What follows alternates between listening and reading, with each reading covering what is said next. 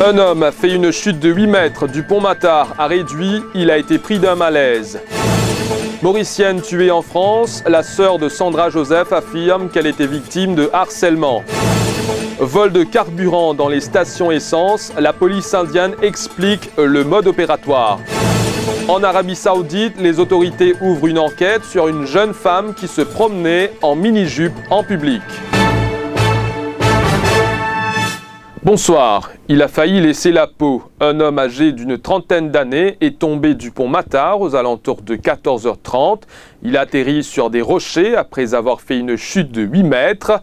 Grièvement blessé, il a été transporté d'urgence à l'hôpital par le SAMU. Selon les explications fournies, il a été pris d'un malaise et en voulant s'appuyer sur la balustrade du pont, il a perdu l'équilibre. Des éléments de la Traffic Branch qui traversaient la région au moment des faits ont accouru pour lui venir en aide. Sandra Joseph a affirmé que son compagnon l'a harcelée. Cette Mauricienne de 32 ans a été retrouvée morte dans son appartement dans les Yvelines en France. Son compagnon, un dénommé Carlos, l'aurait tuée avant de se donner la mort par pendaison. La sœur de la victime témoigne sur Télé+. Mais c'est juste que je parle encore pour eux de mes deux ensemble dans le fait que les Céline gagnent une séparation de 2 ans. Qui a une séparation de son ex-mari, qui prend sur le temps aussi pour une rencontre ça du monde.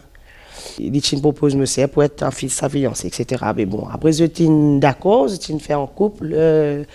Actuellement, ils sont vivre ensemble. Mais après un moment, voilà, c'est juste pour connaître. Monsieur, il commence trop bizarre.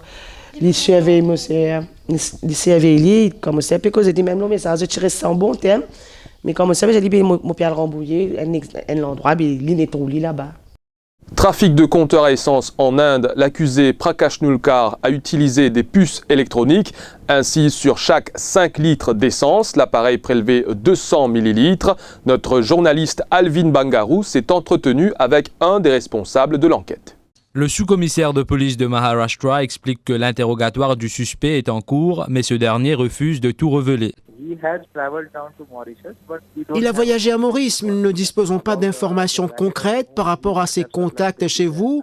Il ne collabore pas avec la police pour le moment. Le DCP Abhishek Trimouké ajoute aussi que la police a pu identifier les méthodes utilisées pour commettre cette arnaque. Le mécanisme, c'est en fait une manipulation du microcontroller afin de transformer les commandes digitales en commandes manuelles pour que l'appareil pompe moins d'essence que ce qu'il est censé pomper, soit 200 ml de moins sur chaque 5 litres d'essence. Ensuite, il y a une carte de contrôle. Elle permet de modifier le processeur central des pompes à essence. Il y a également l'utilisation d'une carte de calibration pour manipuler les pompes à essence. Et pour finir, on modifie carrément le logiciel de contrôle. Il n'y a toujours pas eu de contact établi entre les autorités mauriciennes et la Grande Péninsule. La police indienne disposée a aidé Maurice à faire la lumière sur cette affaire. Je ne suis pas en contact avec les autorités mauriciennes. Nous n'avons pas été contactés jusqu'ici. Nous verrons si nous devons envoyer notre rapport chez vous ou on va attendre que les autorités mauriciennes nous contactent pour pouvoir le faire. La police indienne, en tout cas, veut tirer au clair certains flous qui existent dans le dossier. Elle veut savoir si les visites effectuées par Prakash Nulkar pour des travaux de réparation sur les pompes à essence à Maurice et ailleurs ont un lien avec ce trafic.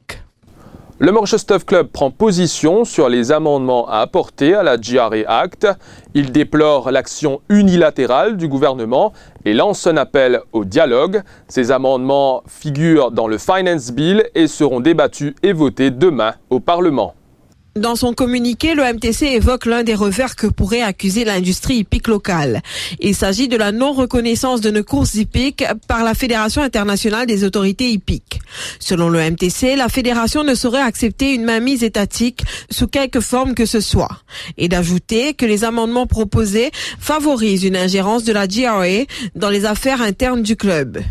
L'organisme avance également qu'il y a un risque que les sanctions prises contre un jockey ou tout autre licencié ne soient reconnues par les autres pays membres de la FIA. Autre point soulevé par le MTC, c'est que la formule préconisée dans le Finance Bill permettrait à la GRA de remettre en question toutes les décisions qui seront prises par l'organisme. Ce qui inquiète également le MTC, c'est que la GRA pourra fixer le montant des redevances pour l'utilisation des race cards et racing fixtures du MTC auprès des opérateurs de paris. La GRA disposerait ainsi d'une arme redoutable pour contraindre et ruiner le MTC économiquement. Le thé coûte plus cher depuis quelques semaines. Du côté des fournisseurs, on attribue cette hausse à une majoration du prix des feuilles de thé. Le thé, comme vous le savez, est très prisé par les Mauriciens. Une hausse qui fait grincer des dents.